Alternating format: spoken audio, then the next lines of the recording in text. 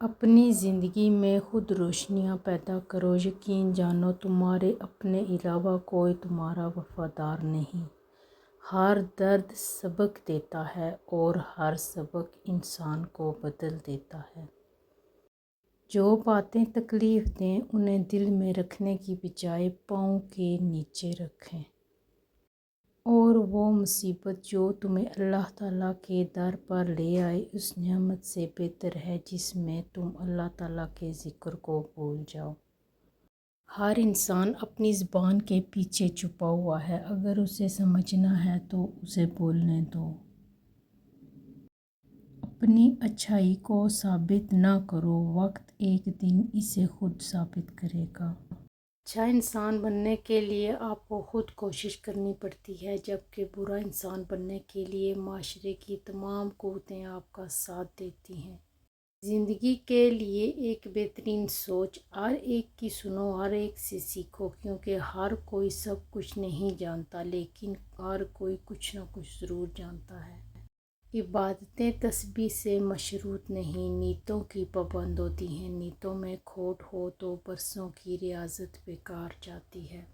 حسد کا کوئی فائدہ نہیں ہے، بلندیاں اللہ کی ذات دیتی ہے۔ زندگی بدلنے کے لیے لڑنا پڑتا ہے اور آسان کرنے کے لیے سمجھنا پڑتا ہے۔ وقت آپ کا ہے، چاہو تو سونا بنا لو تو چاہو تو سونے میں گزار دو۔ جڑے رہے تو ہی لگتا ہے گر خوشی کا نشاں، بکھر گئے تو یہ پتھر کے سوا کچھ بھی نہیں۔ رسول اللہ صلی اللہ علیہ وسلم نے فرمایا، یقیناً لوگوں میں سے اللہ کے زیادہ قریب وہ شخص ہے جو ان میں سے سلام میں پہل کرتا ہو۔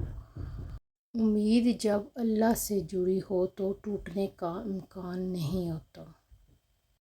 جو محبت کرتے ہیں وہ وقت ساتھ نہیں گزارتے بلکہ زندگی ساتھ گزارتے ہیں۔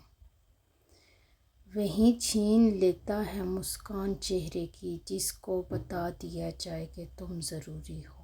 اس دنیا کے لوگ بھی کتنے عجیب ہیں، نہ سارے کھلونے چھوڑ کر جذبات سے کھیلتے ہیں۔